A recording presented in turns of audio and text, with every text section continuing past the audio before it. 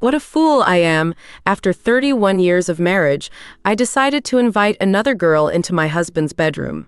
A young 29-year-old Selena. And of course, my husband went to this whore. It started with a flicker, an idea so wild it almost frightened me. I leaned against the window, watching the quiet street below, my reflection staring back at me, questioning. What had brought me here, to this moment? Perhaps it was the slow erosion of passion over the years, or the comfortable predictability that had dulled the edges of my marriage.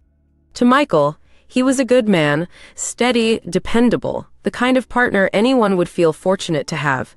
But the heat that once burned between us had dimmed, replaced by a routine so unremarkable that it barely left space for yearning. That was until I met Selena. I first noticed her at the fitness club, where she seemed to move with the kind of freedom I hadn't felt in years. Her laugh carried across the room, light and infectious, drawing glances from everyone. There was something magnetic about her. Something I couldn't quite place. Her confidence wasn't brash, but it shimmered, subtle yet undeniable. The first time she caught my eye, I felt a jolt of recognition, as though she saw a part of me I'd buried. She smiled, and I smiled back, pretending I wasn't studying her. The way her hair fell in loose waves over her shoulders, the casual grace in her movements, it began innocently enough, our conversations revolving around yoga poses and weekend plans. But beneath the surface of her words, I felt a pull, a quiet invitation to step closer. My pulse quickened in a way I hadn't expected, not for someone like her, not in this way. The idea came to me as I stood in the shower one evening, water cascading down as my thoughts churned. What if I invited her into our world, into our bedroom? The thought was as exhilarating as it was terrifying. I hadn't yet said it aloud, hadn't dared to imagine how Michael would react or how I'd explain the strange rush this notion brought me. But for the first time in years, my heart raced, and I let myself revel in the thrill of it. The day I asked Selena to coffee, my heart pounded harder than it had in years. She had just finished her set at the fitness club, her face glowing with a sheen of effort, her laughter carrying across the room as she joked with another trainer. I waited, pretending to adjust my mat, rehearsing a casual tone in my head. When our eyes met, I smiled and waved her over. "Selena," I said, striving for nonchalance, "you've got to tell me how you make it all look so easy." She laughed, a sound that was warmer than it had any right to be. "You're too kind, Joanna. Honestly, I admire you. Dedication like yours is rare." Her compliment felt like sunlight, touching a part of me I'd forgotten existed. "Would you let me buy you a coffee? I'd love to hear more about your secret to staying so vibrant," I said, the words tumbling out in a rush. To my relief, her eyes lit up. "I'd like that." We met at a little cafe just around the corner. The scent of roasted beans filled the air, and soft jazz hummed in the background. Selena arrived in a loose sundress, her hair swept into a casual bun. She looked effortless, her presence making the small room feel alive. As we sipped our drinks, conversation came easily. She told me about her work, her travels, and her love of painting, her words laced with an energy that made her impossible to ignore. I found myself leaning in, hanging on the pauses between her sentences as much as the words themselves. When I spoke, her attention never wavered, her gaze meeting mine like we were the only two people in the world. She asked questions, thoughtful ones, that made me feel seen in a way I hadn't in years. The walk home was a blur, my mind replaying every moment. There was something unspoken in her smile, in the way her fingers lingered on mine as we said goodbye. For the first time in years, I felt truly noticed, and it left me breathless. The idea had taken root, quietly at first, but now it was growing wild, creeping into every corner of my mind. I couldn't stop thinking about her. Selena's laughter, the way her hand lingered on mine when we said goodbye, the unspoken possibilities that shimmered between us. I started testing the waters, slipping small comments into our conversations. At the fitness club. You have such a natural charm, Selena. People must adore being around you. She would smile that knowing smile, her eyes holding mine a second too long before answering with an easy laugh. I caught Michael watching me one evening as I set the table. You've been glowing lately, he said, a flicker of curiosity in his voice. Have I? I answered, brushing off the comment with a light laugh. My hands trembled as I placed the wine glasses down. Did he suspect something, or was I imagining it? Later, after dinner, I found myself sitting across from him in the living room, my fingers tracing the rim of my glass. The idea pushed at my lips, daring me to speak it aloud. Michael, I began, trying to steady my voice. What if we tried something different, something to shake things up? He raised an eyebrow, his interest piqued but guarded. Different how? I hesitated, choosing my words carefully. I've been thinking about how comfortable we've gotten, and maybe it would be good to explore something new, together. He set his glass down, studying me like he was trying to solve a puzzle. You mean like traveling more or something else? I swallowed hard. Something else. The evening I invited Selena to dinner, my nerves were as raw as the steak I was preparing. The clink of glasses and the hum of conversation would soon fill the house, but for now it was quiet. Too quiet. Michael sat at the kitchen counter, flipping through his phone, blissfully unaware of what this night truly meant to me. She's from the gym, right? He asked when I mentioned her name earlier. Seems nice, she is, I replied, keeping my tone light. I thought it might be good to have someone over. You know, change the energy a bit. By the time Selena arrived, the air in the house felt charged. She stepped inside with a bottle of wine in hand, her dress flowing in soft waves, her hair loose around her shoulders. I hope red works, she said with a smile that felt warmer than the fireplace. Michael greeted her politely, his eyes flicking to mine as if searching for some hidden meaning. I busied myself with pouring wine and setting plates, but I couldn't ignore the way Selena moved through the room, comfortable, at ease, yet carrying an edge of playful curiosity. Over dinner, the conversation flowed easily. Selena's stories were vibrant and full of life, her laughter infectious. Michael chuckled more than I'd heard him do in weeks, his posture relaxing as the evening wore on. It wasn't until he stepped into the kitchen to fetch more wine that the moment shifted. Selena leaned in, her voice low, her lips close to my ear. Is this what you really want? Her question sent a shiver through me. Her eyes, so steady and unflinching, seemed to strip away every pretense. Yes, I whispered, my voice trembling but certain. She smiled, her hand brushing mine under the table.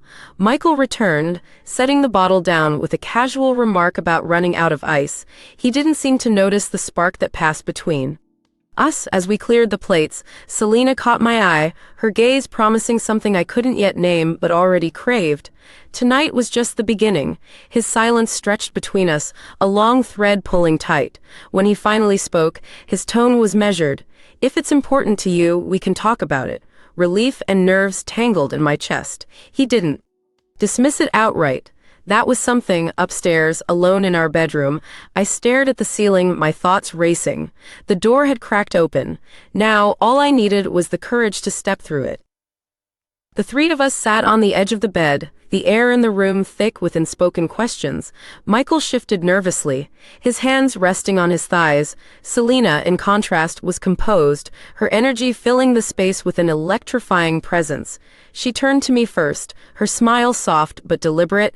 It's okay to feel nervous, she said, her fingers brushing mine, a fleeting, intimate touch that sent a thrill through me. I nodded, grateful for her steadiness when my heart was racing. Her gaze held mine as she leaned closer, her lips just a breath away. When she kissed me, it was unhurried, a soft exploration that seemed to dissolve every ounce of hesitation I'd carried into the room. Her hand cupped my cheek, her thumb tracing a line along my jaw as if to reassure me that I wasn't dreaming. Michael cleared his throat, his presence pulling me back. Selena turned to him with the same calm, confident energy. You're part of this too, she said softly, reaching out to place her hand on his arm. He flinched slightly, then stilled under her touch, her attention shifted between us, her movements deliberate as she broke down the invisible wall that had kept us apart for so long. When Michael's hand rested on my shoulder, it felt different, tentative, yet filled with a warmth I hadn't felt in years. Selena guided us, her laughter breaking the tension when our movements felt awkward or uncertain. Her touch was light, teasing, yet precise, knowing exactly how to bring ease to every moment. The night unfolded like a slow dance. Each touch felt deliberate, each glance carried weight. Michael and I rediscovered a connection between us as Selena wove herself into the fabric of our intimacy. I couldn't tell where my nerves ended and excitement began, but by the time the room grew quiet, again, I knew something fundamental had shifted. The boundaries that once defined us had dissolved, replaced by a sense of possibility I hadn't dared to imagine. Selena's visits became a regular occurrence, each one folding seamlessly into our routine. At first, the three of us navigated these evenings cautiously, like children testing the depth of a pool. But as the weeks passed, the dynamic began to shift in subtle but unmistakable ways. Michael, who had always been reserved, seemed drawn to her in ways I hadn't anticipated. He laughed more when she was around, a low, easy sound I hadn't heard in years. His posture changed too, less rigid, more relaxed. I watched their interactions closely, my heart tugged by conflicting emotions. Selena, for her part, was effortlessly charming, and she knew it. She had a way of leaning in when she spoke, her hand brushing Michael's arm as she punctuated a joke or emphasized a point. He responded to her touch, his smile lingering longer than usual. It was intoxicating to watch, though it stirred something uneasy in me. One evening, as we sat together in the living room, Selena stretched out on the couch, her legs casually draped over Michael's lap. He hesitated, glancing at me as if seeking permission, but when I said nothing, he relaxed into the moment. "It's nice to see you loosen up," Selena said, her voice playful. She reached out and ruffled Michael's hair in a way that was both innocent and intimate. I sipped my wine, pretending to be engrossed in the television, but every nerve in my body was tuned to them. Later that night, when Michael and I were alone, I couldn't help but notice how quiet he was. He seemed lost in thought, his usual end-of-day chatter replaced by contemplative silence. "Everything okay?" I asked as we climbed into bed. "Yeah," he said, his tone nonchalant, but his hand lingered on the light switch before flipping it off. I stared at the ceiling, my mind swirling with questions. I had opened the door to something new, but I was no longer sure who was walking through it, or what awaited on the other side. The shift between Michael and Selena was no longer subtle. It was there in the way their laughter lingered just a little too long, in the quiet moments when their glances met and held as though I wasn't even in the room. I'd invited her into our lives, into our intimacy, and now I was watching something unfold that felt entirely out of my control. One evening, Selena came over, a bottle of champagne in hand and a glow about her that seemed brighter than usual. "A little celebration," she said with a wink. Just because, the three of us settled in for what should have been a casual evening. But as the night wore on, I found myself retreating more and more into the background. Selena's stories were aimed at Michael, her body angled toward him as she spoke. He responded with a warmth that was hard to ignore, leaning closer, laughing at her anecdotes in a way that made my chest tighten.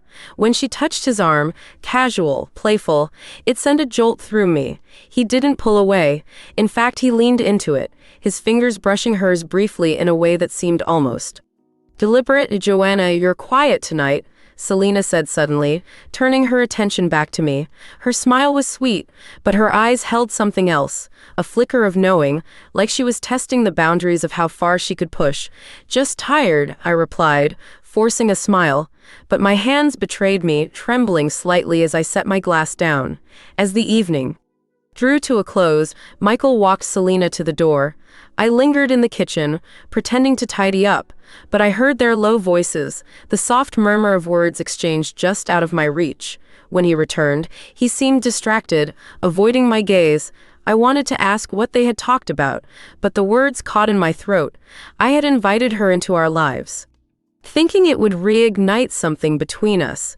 Instead, I was beginning to wonder if I'd only lit a match that might burn it all to the ground. Michael came home late that night, the air around him heavier than usual. He tried to act normal, hanging his coat by the door, mumbling something about traffic, but I knew His avoidance spoke louder than any explanation could. "Where were you?" I asked, keeping my voice steady, though my heart raced. "At work," he said too quickly, avoiding my gaze as he loosened his tie. "Just some last-minute reports. Took longer than I expected." He turned his back to me, heading for the kitchen, but I followed. "Really, because Selena mentioned you weren't in the office today." The pause in his step was subtle but damning. He recovered quickly, pouring himself a glass of water like nothing was wrong. "We bumped into each other earlier." She's probably mistaken. The casualness of his tone, the practiced calm, it nearly unraveled me. "Do you think I don't see it?" My voice wavered, the words spilling out despite my best efforts to hold them back. He finally looked at me, his expression faltering. "Joanna, you're imagining things. Nothing's happening," but his denial wasn't convincing, and we both knew it. I didn't need a confession. I could see it in the way he avoided my eyes, in the tension that hung between us like a storm cloud waiting to break.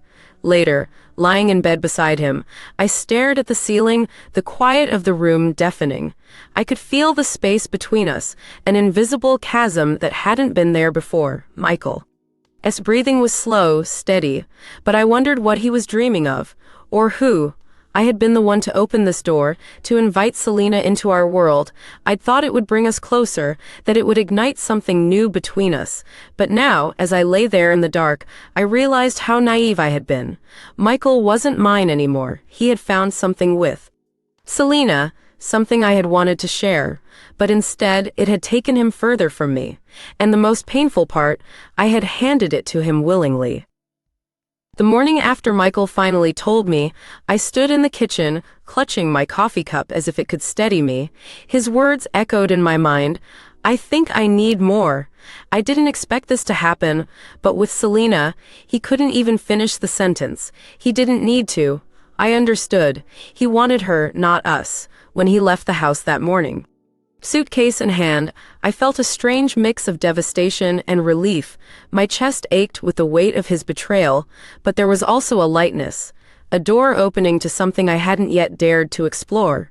I spent the day in silence, letting the emptiness of the house wrap around me like a cocoon. I wandered from room to room, touching objects that suddenly felt meaningless. The picture frames on the mantel, the throw pillows on the couch, the vase he had given me for our 15th anniversary. As the sun dipped below the horizon, I stood in front of the mirror in our bedroom. I looked at myself, not the wife, not the woman who had tried to salvage a marriage with reckless abandon, but me, Joanna. I saw someone who had been afraid to claim her own desires, who had placed the needs of others above her own for too long. Selena and Michael had taken something from me, but in their wake, they had left a realization. I didn't need to hold on to something that no longer served me. That night, I poured myself a glass of wine and stepped onto the balcony. The air was crisp, carrying the scent of autumn. For the first time in years, I felt a strange flicker of possibility, like a match being struck in the dark. Michael and Selena were gone, but I was still here, and maybe, just maybe, that was enough to start over. Weeks turned into months, and the emptiness Michael left behind slowly filled with something unexpected. Myself. For the first time in years, I was no longer tethered to the rhythm of someone else's expectations. The house was mine, the days were mine, and so were the choices that came with them. I started small, rearranging the living room furniture, painting the walls in bold, vibrant colors that Michael would have hated. It felt indulgent at first, almost rebellious, but with every stroke of the brush, I reclaimed a piece of myself. Selena and Michael became distant echoes in my life, their presence lingering like the fading scent of a storm. I no longer felt anger or sorrow when I thought of them. Instead, there was clarity. They hadn't destroyed me. They'd forced me to confront the truth. I had been living on autopilot, afraid to admit how far I'd drifted from my own desires. I found joy in rediscovering who I was. Yoga classes turned into long hikes, my feet finding rhythm on forest trails. I signed up for a photography course, my fingers learning the delicate dance of light and shadow. I booked a solo trip to Tuscany where I wandered cobblestone streets and drank wine under golden skies. One evening, as I sat on my balcony with a glass of Chianti, I felt the kind of peace that had eluded me for years. The twilight stretched before me, the horizon glowing faintly as stars began to appear. This was mine, this stillness. This life I was building. It was imperfect and uncertain, but it was mine. A knock at the door startled me. A neighbor, dropping by with cookies, she said. We chatted for a while, and I laughed, a sound I barely recognized. After she left, I stood in the doorway, letting the night air wash over me. For the first time in a long time, I felt no ache, no longing for what was lost, because I wasn't lost anymore. I had found myself, and that was more than enough. Thank you for being with me until the end. Like and subscribe to Nasty Talks.